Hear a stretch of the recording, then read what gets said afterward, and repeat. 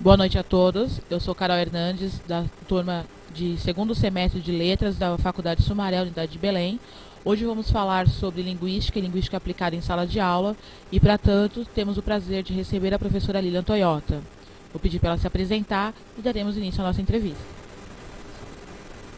Prazer, meu nome é Lilian Toyota, sou professora de língua portuguesa, formada pela São Camilo, pós-graduada pela PUC. Atualmente leciono na área de letras da Faculdade Sumaré. Estou fazendo meu projeto de mestrado,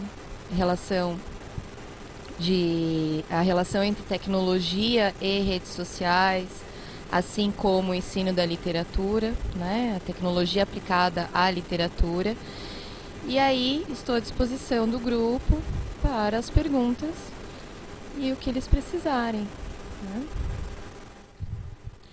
Professora, sabemos que no Brasil há formas muito diferentes de se falar, por conta do grande número de gírias e sotaques que temos.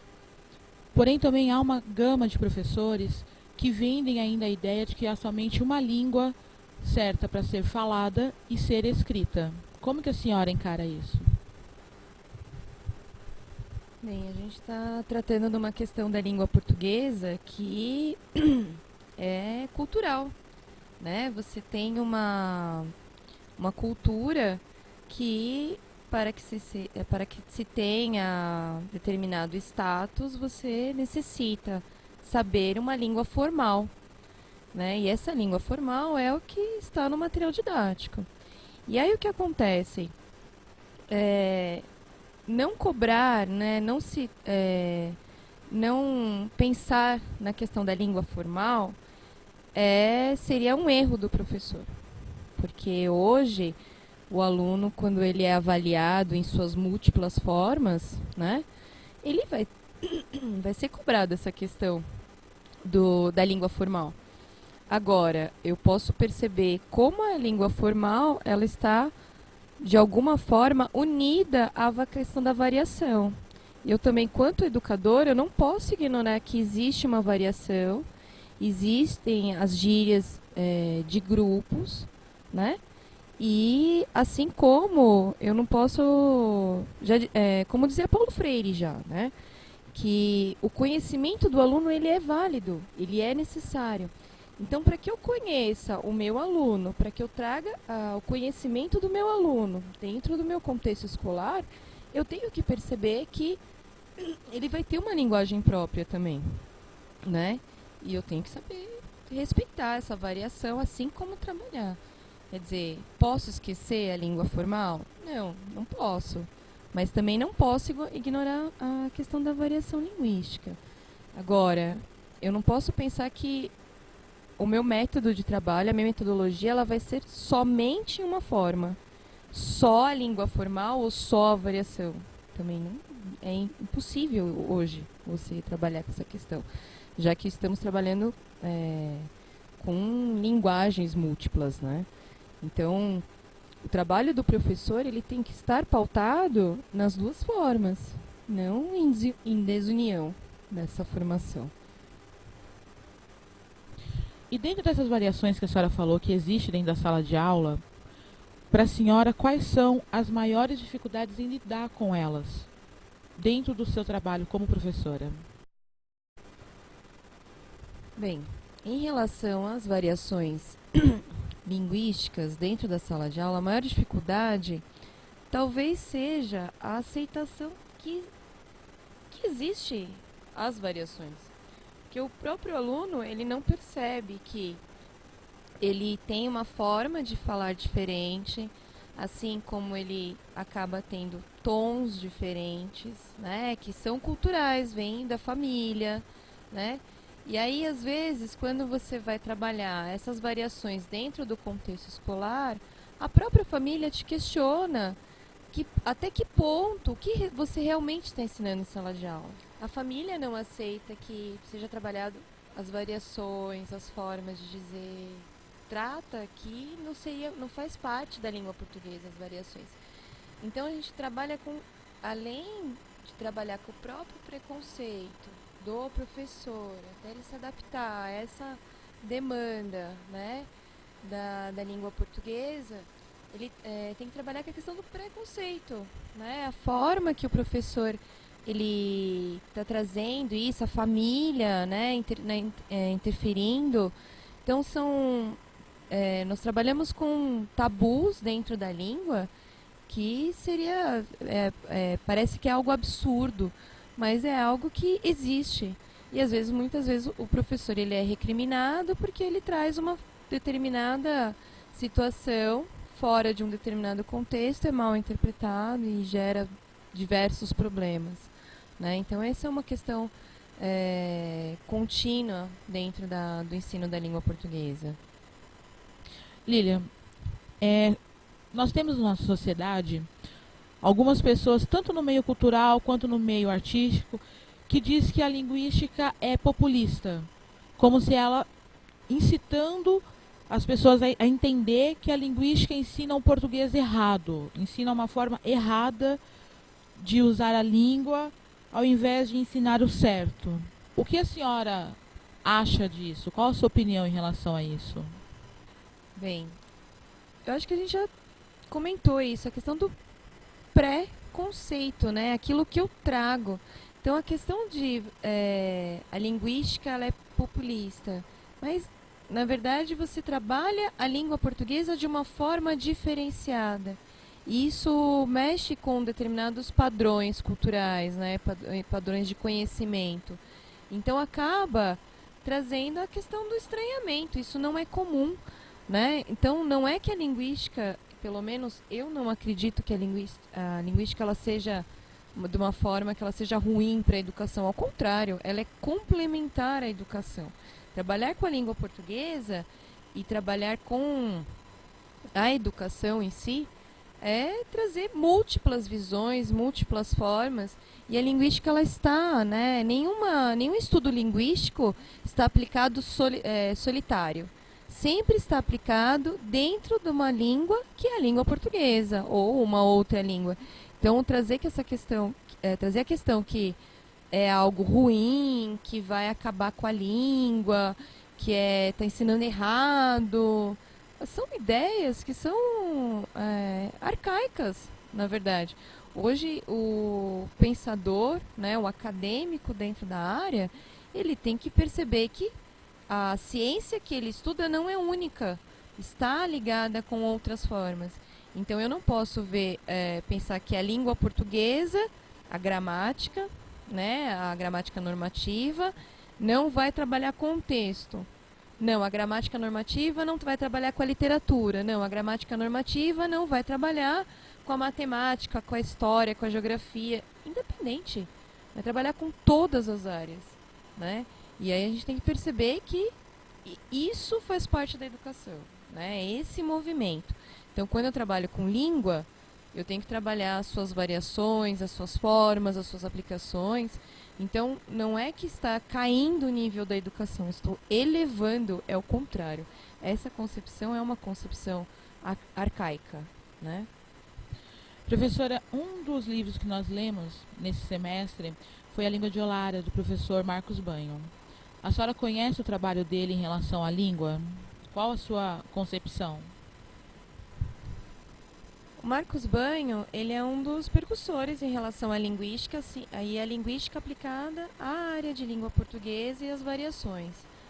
O livro A Língua de Eulalia, ele trata bem dessa questão, sobre a variação linguística e a forma que se vê a língua portuguesa. Assim como a gente tem comentado durante a entrevista, a questão do preconceito, né? Como é visto a língua, qual é a forma correta, de que jeito que se deve falar, né? E aí o Marcos Banho com A Língua de Eulalia mostra o quê? Que a língua ela é variável e ela é possível de ser trabalhada, assim como ela deve ser, essa variação ela deve ser trabalhada e aceita, né? A outra questão, o Marcos Banho ele traz as variações étnicas também, né? A questão de regiões do Brasil. Então, os estudos que estão relacionados ao Marcos Banho se tornam importantes dentro da área da linguística e da língua portuguesa devido a essa gama de temas a serem trabalhados. né? A senhora falou sobre que o professor Marcos Banho, ele trabalha muito sobre em relação também à etnia brasileira. Como que a senhora avalia os sotaques representados nas novelas e nos filmes que a gente acaba assistindo e muitas vezes influenciando algumas pessoas no modo de falar? Então eu vou devolver a pergunta seguinte: por que não trabalhar? Por que eu não devo trabalhar a variação? Por que a novela, o seriado não pode trabalhar? Nossa, nós somos um país nós somos multi, né, étnicos, viemos de tantas origens, tantas formas, existem tantas culturas. Quer dizer, por que não trabalhar? E tudo bem influenciar, né? Porque eu acho que, assim, a questão da influência da televisão é uma mídia, a mídia vai influenciar, a gente entra numa outra questão que é a influência da mídia, e a mídia ela tem a sua importância dentro da sociedade, porque ela de alguma forma ela informa e forma também, né? E aí, agora, trazer essa questão que existe uma determinada forma de dizer algo, e essa gíria, essa formação, ela vai para a sociedade, será que isso é bom, será que isso é ruim? De verdade, é uma relação que ela é desnecessária. Porque se fosse assim, tantos grupos, grupos sociais, né? Então, eu tenho os funkeiros, eles têm uma linguagem, eles têm determinadas gírias. Então eu não vou trabalhar isso. Não, então eu tenho um grupo de jovens que usa skate, eu tenho surfistas. Nossa, eu tenho tantos grupos sociais diferentes e cada um possui a sua gíria diferente, né? Se você avaliar, nós temos gírias até dentro de organizações criminosas. Por que eu não vou trabalhar isso? Né? Por que eu vou deixar isso de lado? Não faz parte da nossa sociedade? Faz parte do nosso mundo, faz parte da nossa realidade. E hoje, quando eu trabalho com jovem, trabalho com a sociedade, a formação, seria algo absurdo pensar, falar assim, não, isso aqui não pode porque vai prejudicar a língua. Não existe. Nem a nossa própria formação de língua portuguesa é totalmente do latim. Nós temos palavras de origem da África, da Ásia, norte-americana. Não, tem um monte de coisa. Então, eu não posso mais pensar que a mídia ela não influencia. Então, o e-mail você vai chamar do quê? Correio, não. Carta eletrônica. Talvez, né? Porque eletrônica também tem uma origem fora da língua padrão. E aí, como é que eu faço? Então, eu acho que essa questão é uma questão, assim, perdida, né? Porque a gente tem tantas coisas que vem entrando no país, influenciam muito mais que talvez a mídia, né? Hoje você vai numa loja vou citar novamente, uma loja de eletrônicos. Quantas formas diferentes você tem? Que nem eu estava comentando hoje com uma aluna. A aluna estava com um aparelho, eu perguntei, isso aí é um tablete? Não, é um tablet. Pra mim é tablete, tô puxando pra minha língua. Mas não é tablet. Tem o sotaque de fora. Eu falo computador de colo, notebook. Não, é caderno de colo. Então são coisas que eu não tenho como falar assim, não, para agora, que agora não vai acontecer. Vou segurar tudo, não, ninguém vai usar. Não existe essa questão, né? Essa questão é algo surreal até. Lilian, qual a diferença entre a teoria da linguística e a linguística aplicada de fato?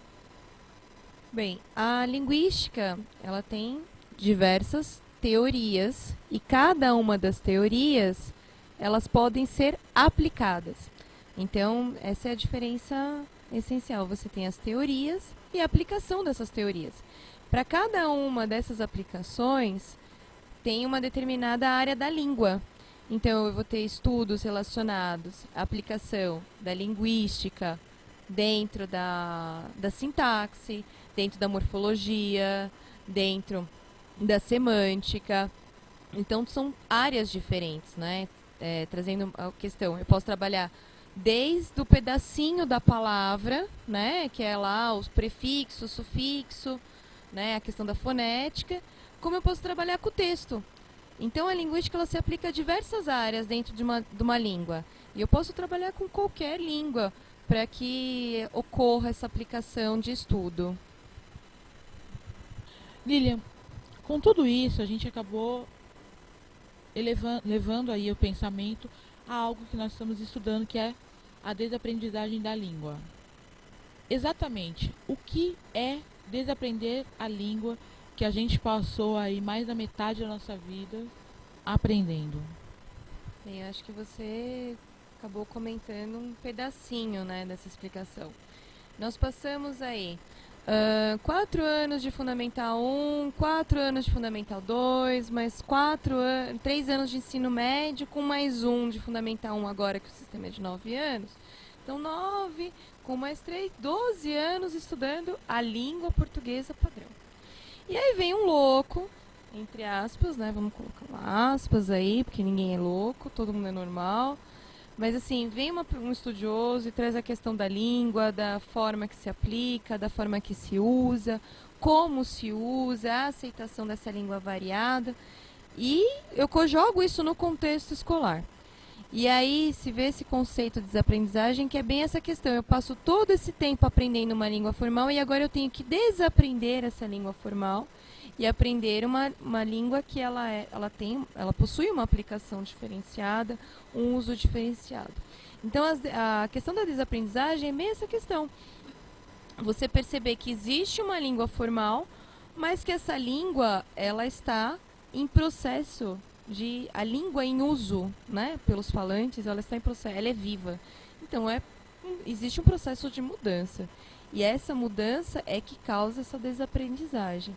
A gente, quando pensa em desaprendizagem, a gente sempre imagina assim, algo ruim. Nossa, eu aprendi, eu vou ter que desaprender, nossa, que desgaste. Não é. Hoje você tem estudos, né, para que não se tenha esse choque cultural, que é o choque cultural que nós temos vivido dentro da educação, né? Essa formação diferenciada.